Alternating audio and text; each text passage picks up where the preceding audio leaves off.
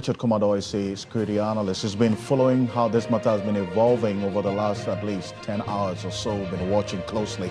Mr. Kumado, thank you for joining us. Now, with all the references and the great detail that Dennis brings to this, taking into consideration what the FBI itself has put out about this gentleman in question, which links Shatta Wale and how the Yoko has come in now, from the security perspective, how do you connect the dots on this? Definitely. Dennis mentioned one of them. That is money laundering and financial crime and related activities. And if you remember, we had a discussion about 2 days ago when the CID boss mentioned car theft, and Ghana has become a dominant place for many of these cars that has been stolen from one of the destinations we are talking about. And I said, if care is not taken, the fraud transference could be sent into second to third parties who might have just purchased a car for luxury or for business. And this is one of those cases. Now, when you speak about Shatta Wale in particular, he has been a person of interest since the day he started throwing money into the air and begin to ride in town with those large numbers of vehicles, motorbikes. And when we say the person of interest, what we are talking about is that you have either come under crime notice, you have come under investigation notice, you have come under national security interest notice, you have come under safety notice, or you have come under insecurity notice. The profiling agencies within the law enforcement agencies will not prompt you, but then that is who he has become. And the person of interest could be nationally or globally. And to that extent, whatever activities you are engaging or related parties, to the extent that fraud can be investigated and you could be drawn in, you needed to take your due diligence seriously. And I don't think in this case he did that. And that is why he was drawn into this case. After, if you remember, Koblen Dubois, one of the charges against him was car theft. And Yes. that is one of the things the Attorney General was pursuing. And for some of us within the investigative environment, arena, we are aware of many of these cases, and I was surprised he didn't cooperate with Promonacha, and he forced Yoko to issue the statement, which Yoko wouldn't do under normal circumstances. And so these are some of the things I talked to you about, options available to investigative agencies and prosecution agencies. Once you force them, then they are also entitled to issue out or to adopt some of the options available to them. And to that extent, I think he will need to be a bit more sober, because after DC, I've said it before, once you come under crime notice and the notice is served publicly or privately and is made known to you, you do not dictate how the investigation should be done and which approach to be done, which approach should be adopted. One of the words in the lines there is surveillance. It means that Dubois and Shatta Wale, many of our celebrities who have not taken due diligence seriously have been put under surveillance by international organizations and local collaborators for a very long time. And the decisions could go against them when the adverse findings are made public. I see. But then you reference how Yoko decided to deal with this matter, because they agreed to Shatta Wale's plea to them that he didn't want this matter public, because this Lamborghini was a big part of his brand. They did this quietly until today, that I think he went on social media, and then that prompted Yoko to also put out this statement. I mean, is that regular practice? That, yeah, to every action, to every reaction, there's an action, and he caused it. I think he went on social media and said some other things. These are the things we are only knowing on social media. We don't know the phone conversations. You have become a person of interest. And there's surveillance. There are various forms of surveillance in this country and in some other parts of the world, which are standard procedure for investigations. And so you have come under crime investigations. You have come under notice of global investigations. You have come under, some level of profiling. You need to sort of, take it easy. Other than that, if you trigger one reaction, the subsequent ramifications and the consequences could be died. And I think that is where our brother Shatta Wale found himself. Let me advise that many years ago, I used to teach celebrities about due diligence when it comes to transactions and some activities they engage in, and how they can choose their relations and, people they associate with.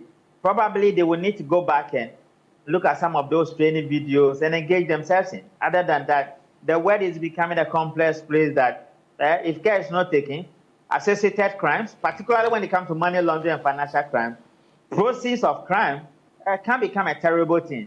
One of the charges against Ghana is that we don't confiscate crimes, or we don't confiscate proceeds from crime. And this might be one of the test cases. And that is why I wasn't surprised.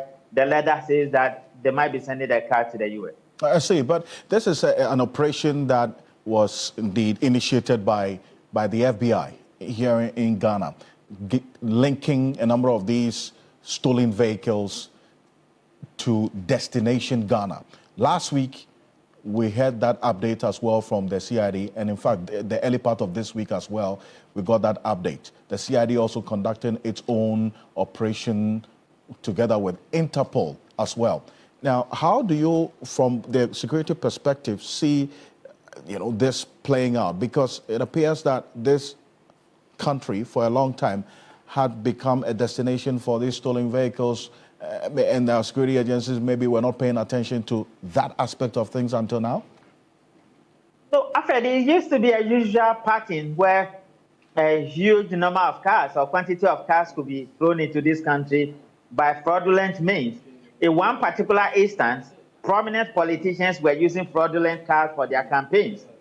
And those cars were retrieved by our security agencies and they were thrown back out of this country. I'm saying that Ghana has not just become a transit point, but we've become a destination and an origin for all manner of crimes, including money laundering, financial crime, drugs, arms, and many of these things we are talking about. It's also put pressure on our investigative bodies to mobilize themselves. But then again, go back to the disposition of Ramonacha. You saw Ramonacha, having been elected to lead Yoko, has some relationship with the National Crime Agency. The National Crime Agency is an institution set by the UK who deals with crimes on behalf of the UK government outside of the UK. Then you also have collaborations coming in from Israel and the US. This is somebody who has some pedigree and has a profile that makes him flexible to deal with some of these institutions without compromising the internal security of this country. There has to be checks and balances. But once you have come under radar, you do not dictate how the operations should be governed. If he has not gone to social media with many of the posts we are seeing, I believe even though the option for Yoko to issue a statement into this particular matter, they would have waived it and kept the situation under control, investigate it, send the car back, and the general public or the large fans who was afraid could be vulnerable and compromised, wouldn't have known about it. And we would have just heard that Attorney General is charging the Dubois with a stolen car.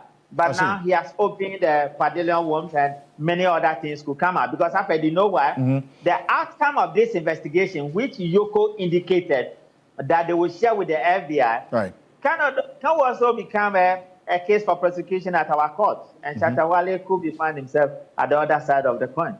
And very quickly, before I let you go, now we've seen international interest in Ghana as a result of this stolen vehicles being brought into this country. Interpol, FBI, all involved in one activity or the other to uncover these stolen vehicles. For the people who are watching us now, who may have bought some of these stolen vehicles at carports unknowingly, what should they be doing now? Yeah, it's a major vulnerability. It's a major fraud transferring risk that I'm thinking if I should get to the CID boss or the IGP or my brothers who work at the auto fraud department of the CID, they will need to collaborate a bit more where we are going to have trackers that may track some of these cars with the enablement from FBI and the Interpol so that we do not allow them to come into the system in the first place. Other than that, individuals may struggle with the capacity of doing an effective due diligence not just on the transactional level, but on vehicles they will want to ship into this country. And it spreads out the risks to many other people, which also means that the BNI, and my brother Charles People and many of the guys at the immigration and the CID block in particular, right, will need to investigate many of the, the car vendors in this country, the garages. Some of them deliberately have been used for fraudulent activities over the years. And car garages have come to the line again. right, And they will need to be investigated, to be cleaned up. And once they are cleaned up, it serves the general public. Other than that, they are transferring the risk to second and third parties, which I think it is not fair. And I do appreciate you, as always, for joining us. Thank you. Thank you, Alfred. Thank you so much. Richard Kumadoe is a security analyst.